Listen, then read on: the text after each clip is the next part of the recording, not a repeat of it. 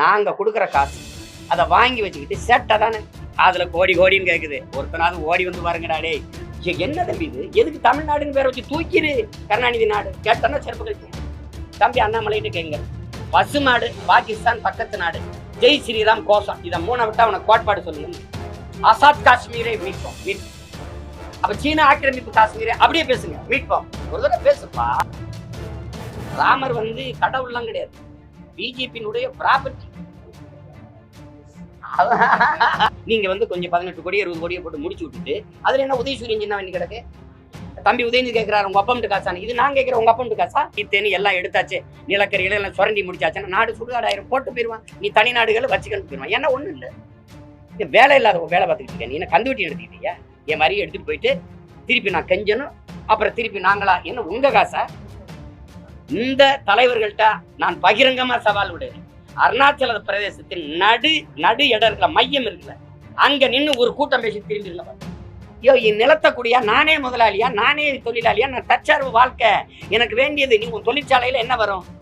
வேலை வருது, வேலை எனக்கு கொடுப்பியானே தெரியாது, வேலை வருது, அதுக்கு என்ன வரும்? சம்பளத்தை வச்சு என்ன செய்வேன்? நல்லா சாப்பிடுவேன். சாப்பாடு எங்க இருந்து வரும்? ஒரு அடிப்படை அறிவு தானே.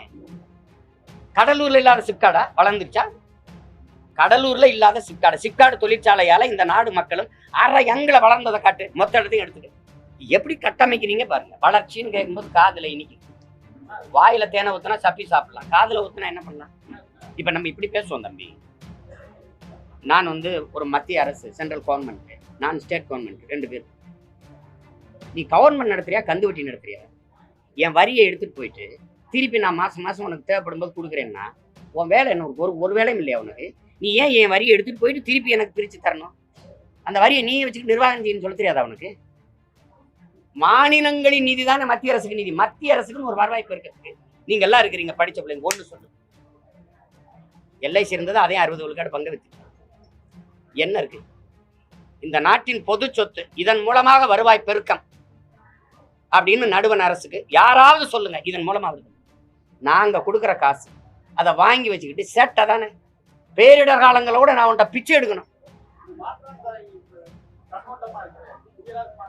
அதெல்லாம் எனக்கு இல்லை, எனக்கு ஒரே தாய். நீ கொஞ்ச நாளைக்கு ஆடுவ, நான் வந்தேன்னா ஒரே தாய், எனக்கு தமிழ் தாய், என் நாடு, என் மக்கள், என் நிர்வாகம், அவ்வளவுதான். நான் 1 ரூபா கொடுத்தா 40 திருப்பி தர்றீங்க, அவன் 1 ரூபா கொடுக்குறான் 3 ரூபாய் 80 திருப்பி கொடுக்குறீங்க. அப்படின்னா உனக்கு இந்தியன்னா ஹிந்தி பேசணும், ஹிந்தி பேசுறவன் தான் இந்தியன், ஹிந்தி பேசுற மாநிலங்கள் தான் இந்தியா. அப்படின்னு என்ன எதுக்கு வச்சிருக்க? வரிக்காக, என் நிலத்தின் வளத்துக்காக, வேற எதுக்கு? இந்த நிலத்தில் இருக்க வளம் எல்லாம் போயிடுச்சு, நீ தேனி ஈத்தேனி எல்லாம் எடுத்தாச்சு, நிலக்கரிகளை எல்லாம் சுரண்டி முடிச்சாச்சுன்னா நாடு சுடுகாடாயிரம் போட்டு போயிருவான். நீ தனி நாடுகளை வச்சுக்கிட்டு போயிருவான். ஏன்னா ஒண்ணும் இல்லை. அப்புறம் இந்தியாவின் பொருளாதாரத்தை நிறைக்கிறதுல முதல்ல மத்திய பிரதேசம், 2வது நான், 3வது கர்நாடகா. நாங்க ரெண்டு மாநிலமா, நாங்க தென் மாநிலம் இங்கதான் இருக்கோம். எனக்கு என்ன கொடுத்துருக்கீங்க? எங்களை மாற்றாண்டா எங்களை ஒண்ணு நாங்க உயிரே கிடையாது தம்பி. அவங்க நாங்க ஒரு உயிரே கிடையாது. அவனுக்கு நான் ஒரு ஓட்டு, அவ்வளவுதான். பிள்ளை நேசிக்கிறது தமிழுக்கு என்று நீங்க கொடுத்துருக்க முன்னுரிமை என்ன? என் தம்பிகிட்ட சொல்லுங்க. நீங்க போய் பல காலமா தமிழ்ல வழக்காடுகிற உரிமையை நாங்க கேட்கிறோம். இந்தியாவில் வேற எந்த மாநிலத்திலும் இல்லாத உரிமை இது ஒன்றும் இல்லை. ராஜஸ்தான், பீகார், மற்ற போன்ற மாநிலங்கள்லாம் அவரவர் தாய்மொழியில வழக்காடுறாங்க. எனக்கு அந்த வழக்காடுற உரிமையை பெற்றுக் கொடுங்க. பல பேர் உண்ணாவிரதம் இருந்து போராடி இருக்கோம், இப்போ வரைக்கும் போராட்டம் தொடருது. அந்த உரிமையை பெற்றுக் கொடுங்க. தமிழ்ல வழிபடுற உரிமையை பெற்றுக் கொடுங்க. ஐயா கேளுங்க, தமிழ்ல படிக்கிற உரிமையை பெற்றுக் கொடுங்க. நீங்க இந்திய பாராளுமன்றம் ஒண்ணு கட்டினீங்கல்ல, கட்டடம் கட்டினீங்கல்ல, அதுல நீங்க உலகத்துல போய் சொல்றீங்க, நாங்க பேசுறதுதான் சொல்றீங்க, உலகத்தின் தொன்மையான மொழி தமிழ், அதை யாரும் நீங்க மறுக்க முடியாது அப்படின்னு சொல்றீங்க. சரிதான். இந்திய மொழிகளின் தொன்மையை தமிழிலிருந்து அறியலாம்ங்கிறீங்க, அதுவும் சரிதான். அவ்வளவு தொன்மையான மொழிக்கு நீங்க கொடுத்த முன்னுரிமை பாராளுமன்றத்துல நான் தாய்மொழியில தமிழ்ல பேச நீங்க அனுமதிப்பீங்களா? கொக்கரிக்கிறீங்க, சிரிக்கிறீங்க. இருங்க, நீங்க ஒரு கல்வெட்டு வச்சிருக்கீங்க இந்த பாராளுமன்ற கட்டடத்துல, சமஸ்கிருதத்துல இருக்கு, இந்தியில இருக்கு, இங்கிலீஷ்ல இருக்கு. அப்ப உலகத்தின் மூத்த மொழி இந்திய மொழிகளின் மிக தொன்மையான மொழியை ஏன் அந்த தமிழ்ல ஒரு கல்வெட்டு வைக்கல ராஜா? அது தமிழ் மீது அளப்பெரிய பற்று கொண்டவர்கிட்ட சொல்லி, தம்பி அண்ணாமலை சொல்லி, பக்கத்துல தமிழ்ல ஒரு கல்வெட்டு வைங்கன்னு சொல்ல வேண்டியதானே? இது புதுசு இல்லையே, இது ஒண்ணும் புதுசு இல்ல. அவர்களுக்கு தம்பி இஸ்லாமியர் இல்லாது, ராமர் இல்லாது ஏதாவது அரசு இருக்கா? இஸ்லாமிய எதிர்ப்பு இல்லாது, ராமர் இல்லாது, ராமர் வந்து கடவுள்லாம் கிடையாது, பிஜேபியினுடைய ப்ராப்பர்ட்டி. அவங்க நினைச்சிருக்காங்க ராமர் ஏதோ பிஜேபிக்கு மட்டும், அப்படிதானே ஆக்கி வச்சிருக்காங்க அவங்க. அவர் ஒரு கடவுள் மாதிரி கருதுறாங்களா?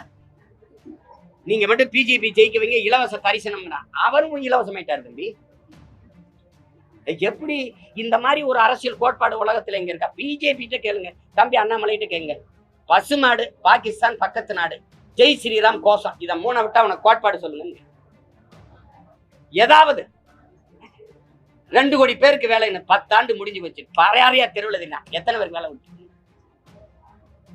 முழுக்க ஏமாற்று, முழுக்க ஏமாற்று. மதம், கடவுள், இது இந்த உணர்ச்சி வந்து சைனைடு, இந்த இந்த என்ன சொல்றது அபின், இதை விட படக்குன்னு ஏறி இருக்கு போத. அந்த மயக்கத்திலே மக்களை வச்சுக்கிட்டு தகராறு. இஸ்லாமியன் எதுக்குறது? இந்த பாகிஸ்தான் மட்டும் ஒரு அந்த இந்த ஆஸ்திரேலியா ஆப்பிரிக்கா அந்த பகுதியில் இருந்துச்சுன்னா இவனுக்கு ஏதாவது அரசியல் இருக்கா? ஏதாவது இருக்கா? ஏதாவது ஒரு கோட்பாடு இருக்கா சொல்லுங்க? ஒண்ணுமே கிடையாது. பாகிஸ்தான் பாகிஸ்தான் பாகிஸ்தான், அருணாச்சல பிரதேசம் என்னதுங்கிறான சீனா. நீங்க தான் பெரிய சிங்கங்கள், பெரிய கிங்காங்களாச்சே. ஒரு தடவை பேச வந்துட்டேன், காலை வச்சா தொலைச்சு போயிருந்து சொல்ல என்னதுறான்னு சொல்லி பாரு. இந்த தலைவர்கள்ட்ட நான் பகிரங்கமா சவால் விடுறேன். அருணாச்சல பிரதேசத்தின் நடு இடம் இருக்கல, மையம் இருக்குல்ல, அங்க நின்று ஒரு கூட்டம் பேசி திரும்பிருங்க. சத்தியமா சொல்றேன், போய் போய் பேசிட்டு வர சொல்ல. சரி, அருணாச்சல பிரதேசம் என்னது? அங்க வாழுகிற மக்கள் சீனாவுக்கு வர்றதுக்கு பிறகு பாஸ்போர்ட் விசா தேவையில்லைன்னு அறிவிக்குது இல்லை சீனா. அதுக்கு உன்னுடைய கருத்து என்ன? இந்த நாட்டு தலைவருடைய கருத்து என்ன? ஆசாத் காஷ்மீரை மீட்போம், மீட்டு. அப்ப சீனா ஆக்கிரமிப்பு காஷ்மீரை அப்படியே பேசுங்க, மீட்போம். ஒரு தடவை பேசுப்பா, பேசுப்பா. இத பேசுற மாதிரி அதையும் ஒரு தடவை சவுண்ட் விடுப்பா பாப்போம். அது எப்படி? நீங்க அவ்வளவு தொலைநோக்கான ஆளுகளா? நீங்க அவ்வளவா? சென்னையில தலைநகர்ல பெரும் மாநகர்ல ஒரு பேருந்து இருக்கா? பேருந்து நிலையம் இருக்கா? இருந்தது 1, அதை மூடிட்டீங்கல்ல.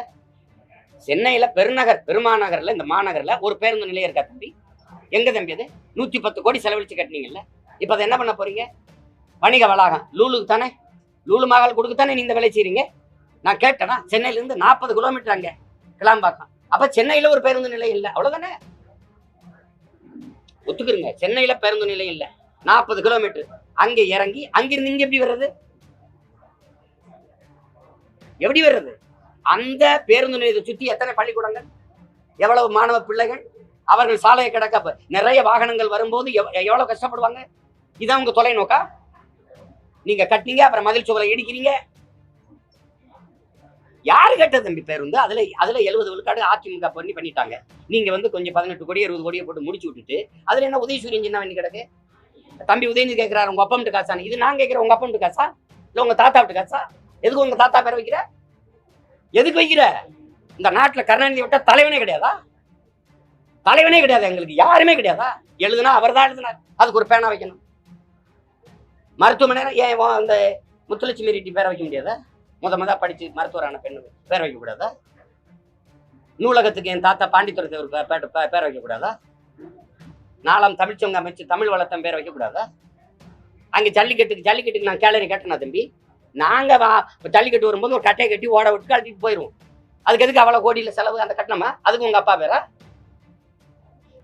என்ன தம்பி இது? எதுக்கு தமிழ்நாடுன்னு பேரை வச்சு தூக்கிடு? கருணாநிதி நாடு கேட்டா செருப்பு கழிச்சு வச்சுட்டு போ.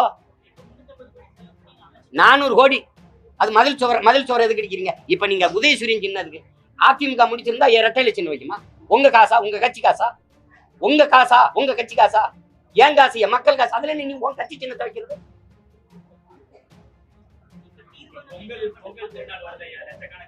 தீர்வு தம்பி. 40 கிலோமீட்டருக்கு அங்க போய் எதுக்கு தம்பி பேருந்து நிலையம்?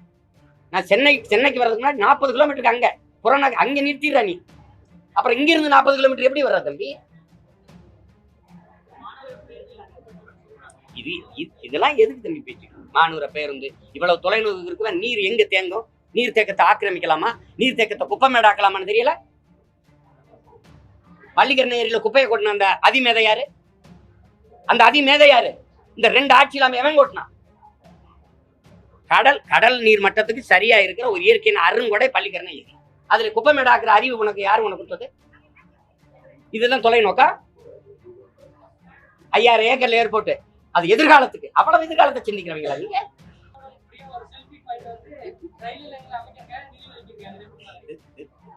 நான் அண்ணன் கவனிச்சுட்டு தான் இருக்கேன். நாங்க இத்தனை ஆயிரம் கோடி கேட்டோம், நாங்க அத்தனை ஆயிரம் கோடி கொடுத்தோம், நாங்க இத்தனை ஆயிரம் கோடி கேட்டோம், அவங்க அத்தனை ஆயிரம் கோடி கொடுக்கல, அவங்க கொடுத்தாங்க. காதுல கோடி கோடின்னு கேக்குது. ஒருத்தனாவது ஓடி வந்து பாருங்கடா டேய், கோடி கோடினே போயிட்டு காலத்தை அப்படியே ஓட்டி முடிஞ்சு போச்சு.